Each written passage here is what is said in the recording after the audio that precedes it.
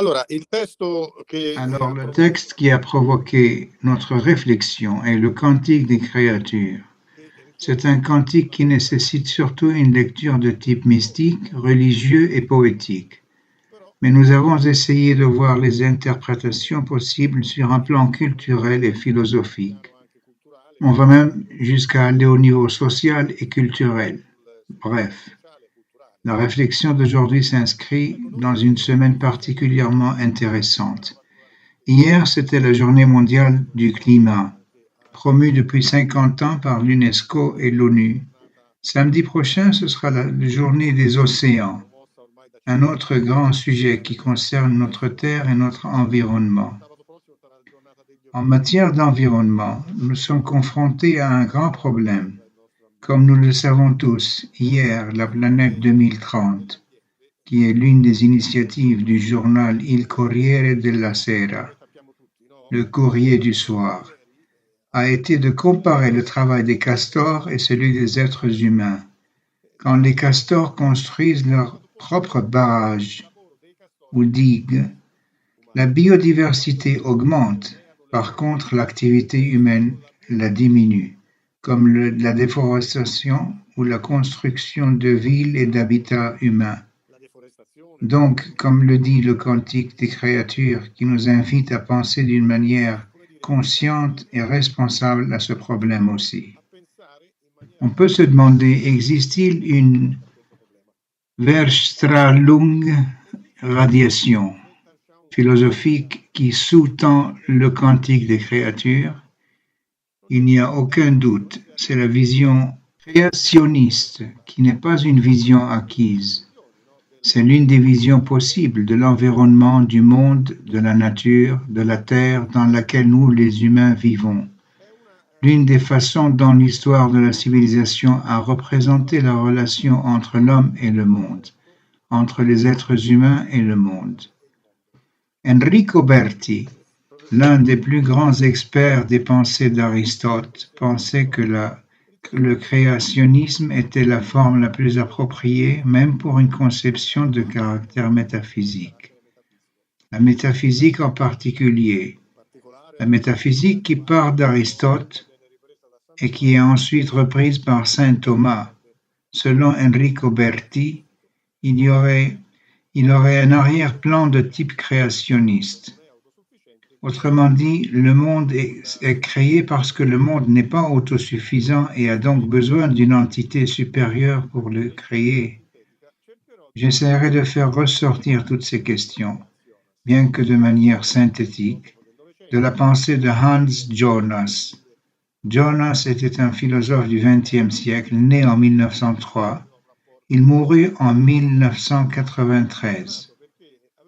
Peut-être aussi à cause de l'Italie, avec laquelle il avait entre autres une relation très affectueuse, parce qu'il avait fait partie de la brigade juive insérée dans le corps expéditionnaire américain qui libéra l'Italie du nazisme dans les années 43 et 44.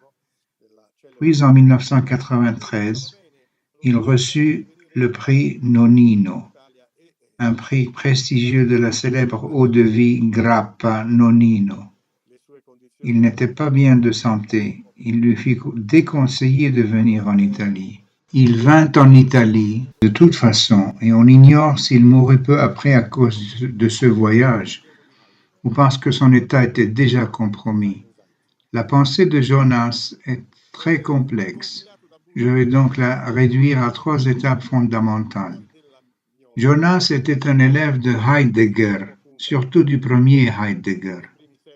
Et conseillé par Boltzmann, il s'occupa de la pensée d'Augustin, puis du gnosticisme ancien. Le gnosticisme fut un phénomène très complexe dans les premiers siècles du christianisme. Beaucoup de communautés chrétiennes étaient conditionnées aussi par des formes gnostiques, par un arrière-terrain agnostique qui précédait même le christianisme. Que fit Jonas?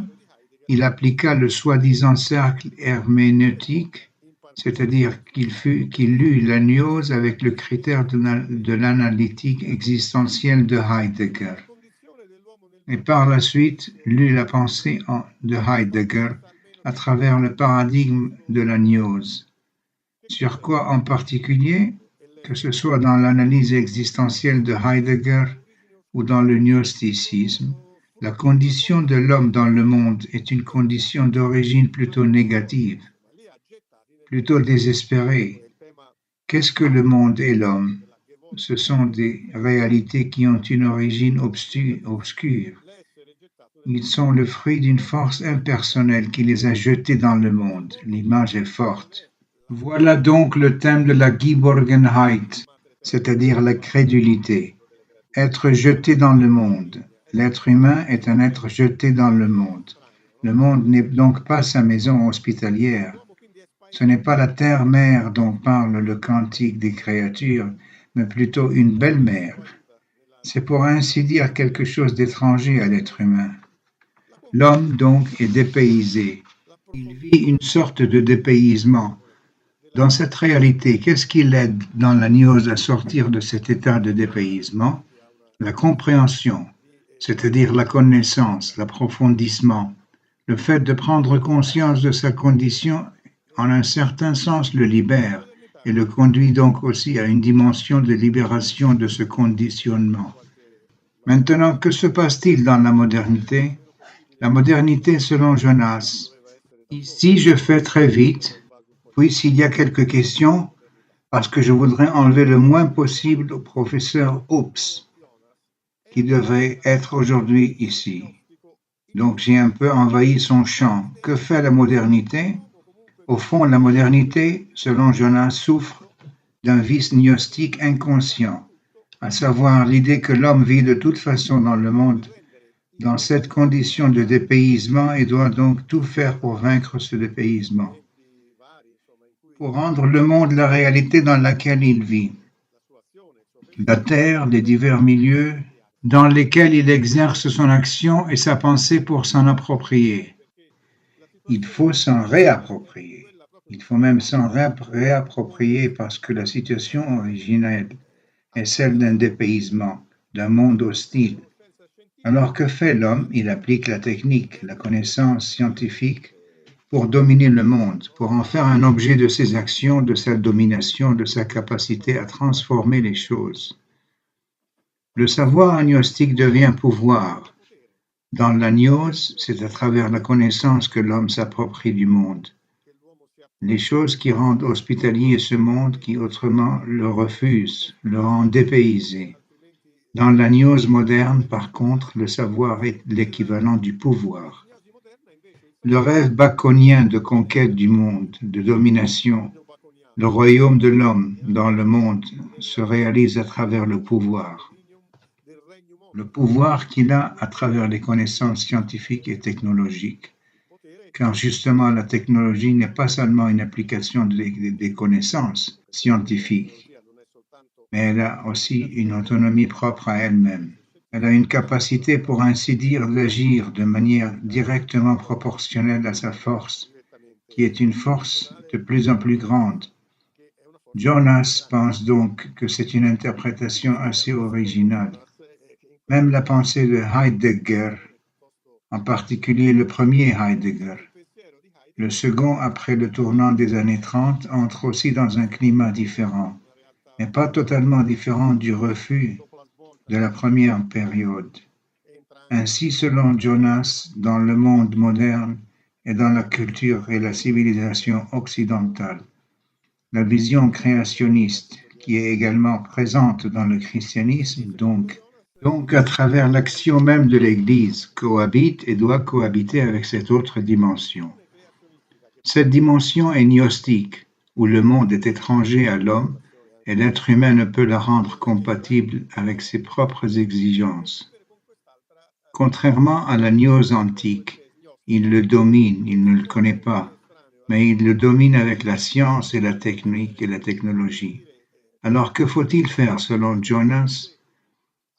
Une éthique est nécessaire pour la civilisation technologique. Son livre le plus connu et le plus dense est justement intitulé « Le principe de responsabilité », qu'il écrit en contraste avec le Das Prinzip Hoffnung, The Principle of Hope, le principe de l'espoir. d'Ernest Bloch par Prince of Bloch. Car selon Jonas, le principe de l'espoir de Bloch, inséré dans ce chemin de la modernité, n'est autre que la consécration du projet progressiste, c'est-à-dire du progrès scientifique et technologique. Le principe de l'espoir est l'espoir que nous puissions réaliser un monde toujours meilleur et toujours plus accueillant à l'égard de l'homme, mais en quelque sorte sur la base de nos acquis scientifiques et technologiques. Jonas pense au contraire que vis-à-vis du monde qui était une mère, celle-ci est devenue une servante de nos projets, de nos plans de conquête et d'exploitation. Nous devons exercer une responsabilité. Qu'est-ce que ça veut dire? Cela signifie que l'action humaine, en particulier celle qui a de fortes implications scientifiques ou technologiques, doivent être en projet de nos plans de conquête et d'exploitation. Nous devons exercer une responsabilité. Qu'est-ce que ça veut dire? Cela signifie que l'action humaine, en particulier celle qui a de fortes implications scientifiques ou technologiques, doit être en mesure de répondre d'une manière éthique. C'est évaluer les conséquences. Le progrès scientifique et technologique s'est enivré de ses résultats sans se soucier des conséquences. L'éthique de la responsabilité, elle, doit se préoccuper des conséquences de nos actions, surtout renforcées par la science et la technologie. Qu'est-ce que cela veut-il dire? L'objection qui a été faite à Jonas, nous devons revenir à une société primitive, sans science, sans technique, comme une société très élémentaire comme vivaient les hommes primitifs? Non. Jonas n'est pas contre le progrès. Il estime toutefois que nous devons appliquer le principe de précaution et que nous devons être en mesure de prévoir les effets négatifs des nouvelles découvertes scientifiques. Désormais, nous sommes conscients, même les scientifiques sont conscients du double effet qu'ont les découvertes. Ils ont un effet positif. Réfléchissons aussi dans le domaine médical. Ce qui se passe dans l'expérimentation biomédicale. Il a aussi écrit un texte sur la médecine et les essais, sur l'euthanasie et la procréatique. Son principe de précaution dit que chaque fois que nous sommes confrontés à une nouvelle possibilité de la science et de la technologie, nous devons aussi mettre en œuvre les possibilités négatives. Nous devons être conscients des possibilités négatives. Le principe de précaution l'exige. Comment l'appliquer? Bien sûr, les scientifiques, les opérateurs du secteur scientifique et technologique devront également y travailler. Mais le principe est clair, nous devons être responsables. Les êtres humains doivent être responsables et donc évaluer les conséquences de leurs actions dans toutes les situations.